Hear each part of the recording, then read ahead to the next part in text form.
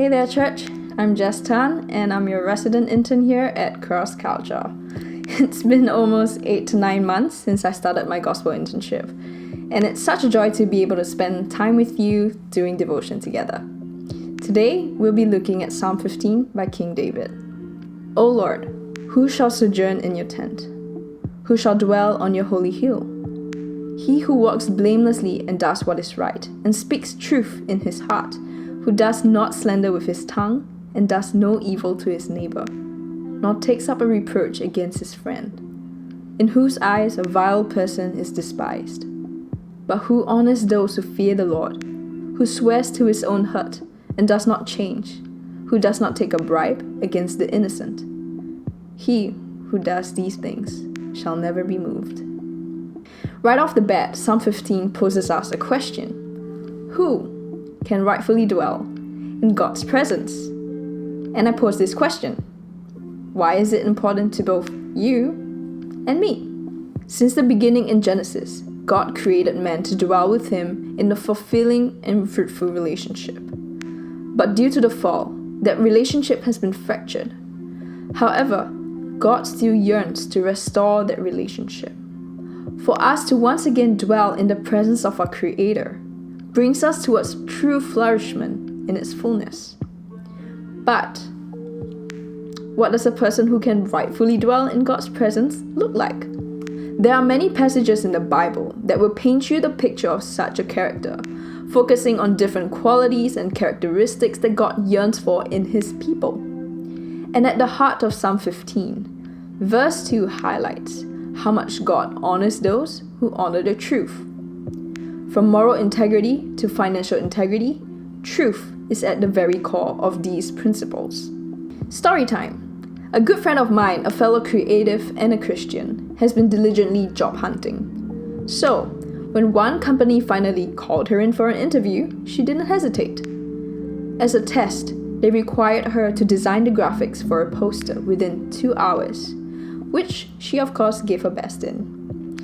The interviewer finally calls her in and shows her 2 posters, one of which is hers and the other his. They discuss the elements of each design and she's amazed at his work. However, he finally tells her this. I did this in less than 10 minutes and you took 2 hours. He goes on to reveal that all he did was pull a random image off his Google search that he liked, change the words around to promote his product, and play around with the colors. He then goes on to tell her that at his company, there is no luxury of time to create original work. So, just pluck off the nice ones off the internet and edit them a little. And then he asks if she still wants the job. Now, perhaps most of you may find this dilemma to not be a dilemma at all. You and I probably wouldn't take it on the account of practicing our biblically based integrity. But throw in COVID-19 that has shattered the job economy and more people are being laid off work rather than getting hired. This is a chance at a stable income in a very uncertain time. It's not an easy decision to make after all, right? Well, what did she choose in the end? Look, some may take it. Plagiarizing someone else's work and still getting paid for it is the easier way out. But she still rejected the offer. My friend prioritized the need to maintain her integrity, even if it meant losing a chance at a stable income in a world with a shattered job economy. In our world today, truth can be incredibly difficult to stick to. There are many instances that can challenge us. Do we step on others to get that next big promotion? Does gossip become the first thing we do when someone hurts or offends us? If a higher-up offers you a bonus if you cover up for their dishonest transaction, will you take it? Do we change our minds and break our promises the moment they become mildly inconvenient? For creation to one day reside in its Creator's presence is actually a wonderful thing, a beautiful aspiration to live for. But living up to it? That's a tall order, isn't it? I look at the psalm, and I'm far from this person described in this passage. Thankfully, we have plenty of instances where Christ lived it out. Recall how he could have bowed to Satan during his 40-day fast in the wilderness.